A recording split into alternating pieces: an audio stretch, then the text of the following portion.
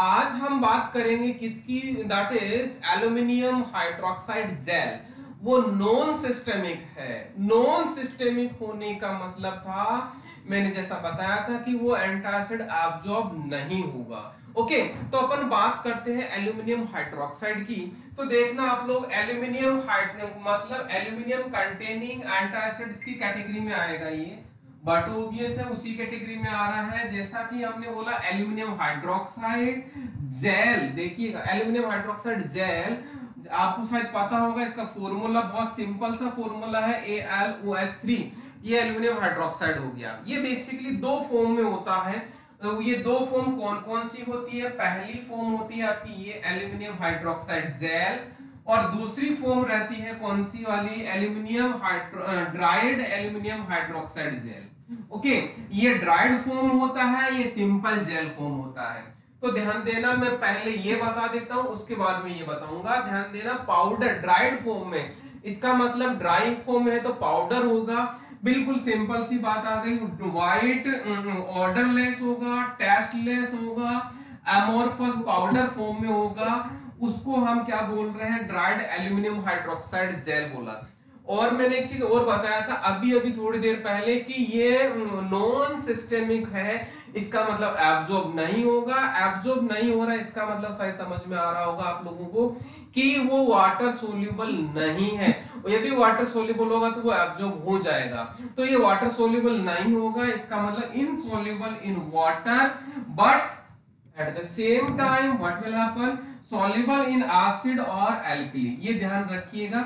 और simple water में ये soluble नहीं है, ध्यान देना। इसी बेसिस पे मैं आगे चीज बोलूंगा। इसी बेसिस पे, किस बेसिस पे?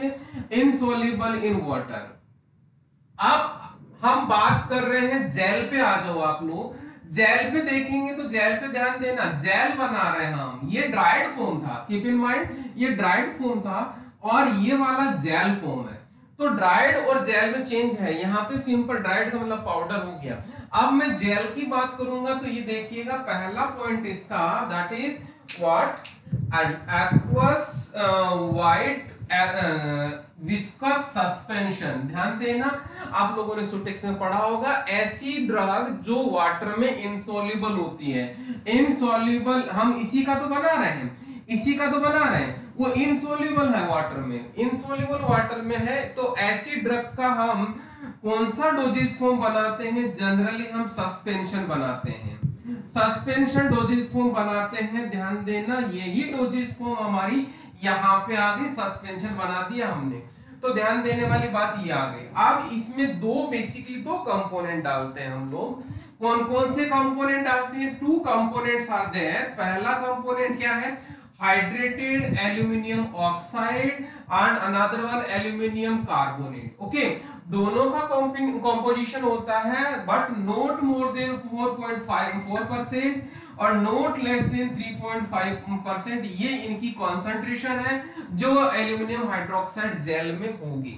ध्यान देना, अगेन मैं रिपीट कर रहा हूं, सस्पेंशन बनाया हमने, इसका सस्पेंशन बनाया। और हम कौन सी कैटेगरी पढ़ रहे हैं? एंटासिड की।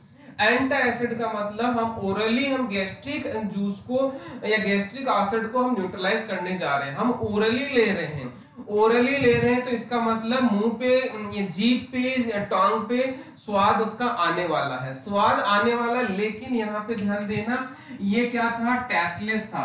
तो इसी से तो बना रहे हैं हम, तो टेस्टलेस था। तो हम क्या करेंगे इसमें? ध्यान देना, हम क्या कर रहे हैं? मेंथा ऑयल डाल रहे हैं, इसलिए उसको हम फ्लेवर डाल दिया, इसलिए उसको फ्लेवरिंग एजेंट बोल रहे हैं। क्यों?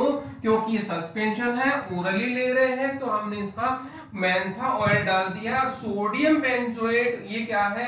ये प्रिजर्वेटिव के तौर पे काम में होती है। तो कहने का मतलब, हमने जैसे कई बार आपने देखा होगा, जो इस तरह का जेल या सस्पेंशन होता है उस पे मैन्युफैक्चरिंग डेट और एक्सपायरी डेट होता है। इसका मतलब, एक्सपायरी का मतलब ये हो गया कि वो इतने दिनों तक वो प्रिजर्वेटिव काम करेगा। सपोज 2 साल एक्सपायरी डेट है फ्रॉम मैन्युफैक्चरिंग टू एक्सपायरी, तो 2 साल है, इसका मतलब उसमें जो प्रिजर्वेटिव है वो 2 इयर्स तक काम करेगा। उसी तरह से मेंथा ऑयल मैंने बता दिया, फ्लेवरिंग एजेंट, बट ओबीएस से साथ में हम टेस्टलेस है तो हमने फ्लेवरिंग एजेंट तो डाल दिया, लेकिन हम उसमें थोड़ा ग्लिसरीन और सुक्रोज और डाल देते हैं तो स्वीटनिंग एजेंट के तौर पे काम करता है। इस तरह से ये इसका कॉम्पोजिशन हो गया। और इसका पीएच ध्यान देना, इस पूरे सस्पेंशन का पीएच 5.5 टू 8.0 के बीच में होता है। ये किस पे डिपेंड करता है, ये इन दोनों की कॉन्सेंट्रेशन पे, जो सॉल्ट्स यूज कर रहे हैं हम ये दो सॉल्ट यूज कर रहे हैं उनकी कॉन्सेंट्रेशन पे डिपेंड करता है कि कितना आपने पीएच होगा। और बट ओबीएस से ध्यान देना, आपको मैंने बताया था कि generally basic condition weak base होता है एंटासिड, इसीलिए क्या है ये 8 पीएच तक जा रहा है। और अब बात करते हैं हम बट ओबीएस से एल्यूमिनियम हाइड्रोक्साइड ही बनाना है हमें, तो हम इसका प्रिपरेशन कैसे करेंगे। एल्यूमिनियम हाइड्रोक्साइड के प्रिपरेशन की बात कर रहे हैं, बहुत सिंपल सा है।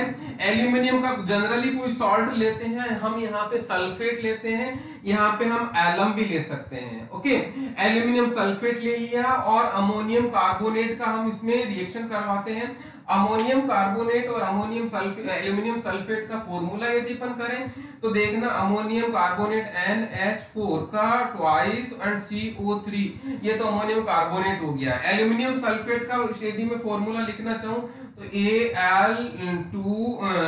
Al2SO4 का थ्राइस, ये एल्यूमिनियम सल्फेट का फॉर्मूला हो गया।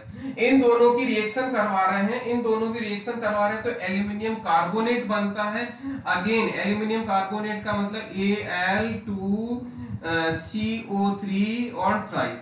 ओके, ये एल्यूमिनियम कार्बोनेट है, बट ये अनस्टेबल होता है, इसीलिए इमीडिएटली क्या करता है, ये कार्बन डाइऑक्साइड का रिमूवल कर देता है और वाटर के साथ रिएक्शन करता है। इमीडिएटली जिस रिएक्शन में रिएक्शन हो रही थी, एल्यूमिनियम कार्बोनेट बनता है, इमीडिएटली ये अनस्टेबल होता है तो CO2 को बाहर निकाल देता है। उसी रिएक्शन में जो वाटर अवेलेबल होता है उससे रिएक्शन करके एल्यूमिनियम हाइड्रोक्साइड बनाता है, जो AlOH3 प्राइस हमने जो शुरुआत में फॉर्मूला पढ़ा था ये वाला, तो यही वाला फॉर्मूला ये हो गया जिसका प्रेसिपिटेट होता है, हम इसको सेपरेट आउट कर लेते हैं। ये आपका इसका बनाने का तरीका हो गया सिंपल सा।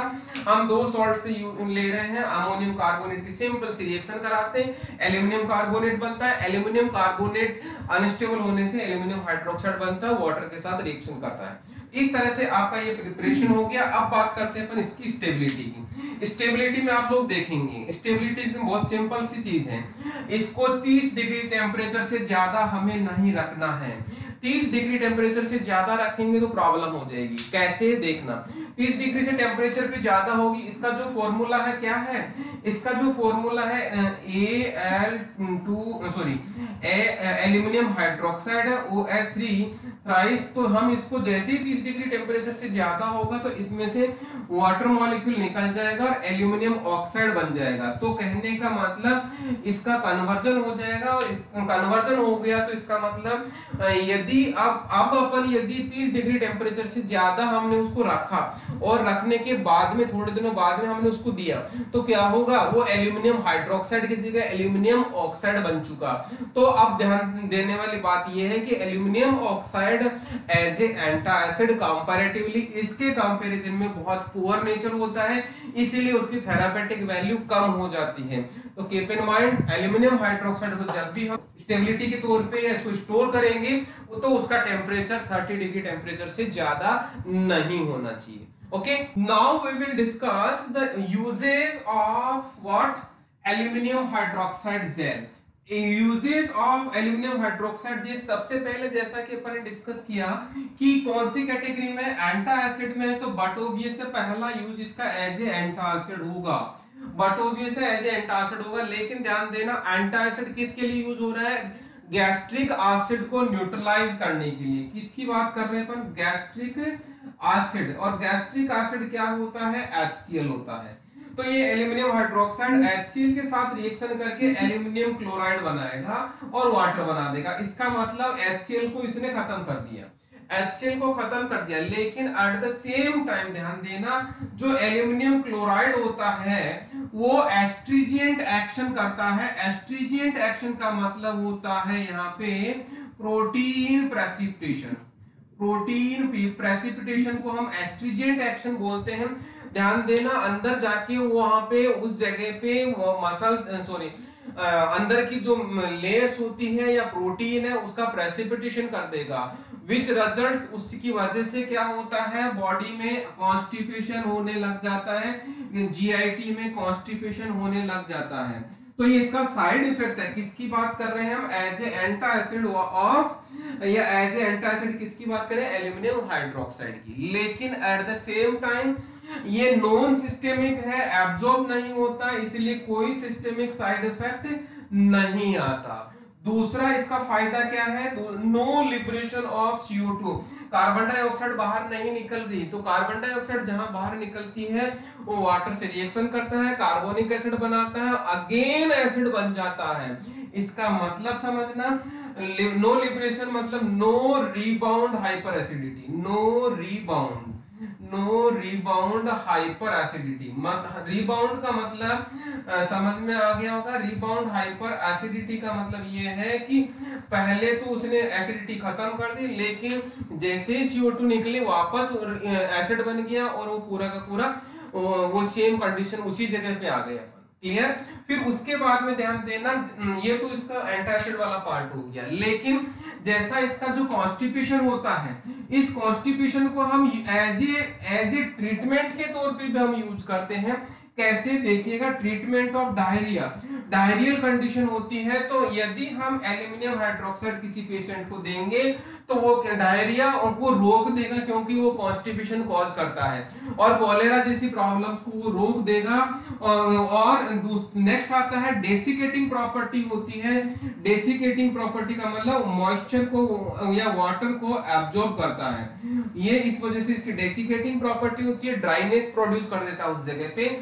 और लास्ट उसका यूज है सिलिकोसिस, एक डिजीज होती है लंग्स की, तो उसमें इसको भी यूज किया जाता है। तो एज इनहेलेशन के तौर पे इसको यूज किया जाता है, बाय मीन ऑफ इनहेलेशन।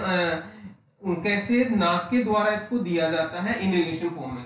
तो इस तरह से अपन इसके यूजेस पढ़ लिए। अब मैं थोड़ा सा रिवाइज करता हूं।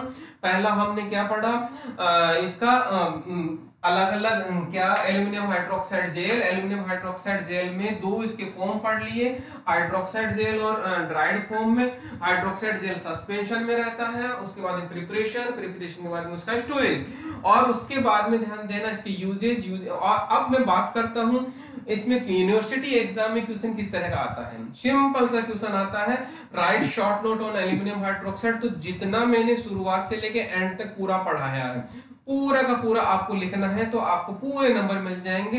कोशिश करना थोड़ा सा, मैंने जो एक्सप्लेन पॉइंट्स के साथ में जो जो चीज एक्सप्लेनेशन किया है, यदि उसको भी लैंग्वेज में कन्वर्ट कर दोगे आप लोग, तो आप आंसर पे सोने पे सुहागा लग जाएगा। तो ये हो गया। और उसके बाद में मैं यदि कॉम्पिटिटिव एग्जाम की क्वेश्चंस की बात करता हूं, तो कॉम्पिटिटिव एग्जाम में क्वेश्चंस में ध्यान देना, इसका जो डिफरेंस पूछ सकता है एल्यूमिनियम हाइड्रोक्साइड जेल और ड्राइड एल्यूमिनियम हाइड्रोक्साइड जेल में क्या डिफरेंस होता है। एक डोजेज फॉर्म होता है, एक कंपाउंड होता है।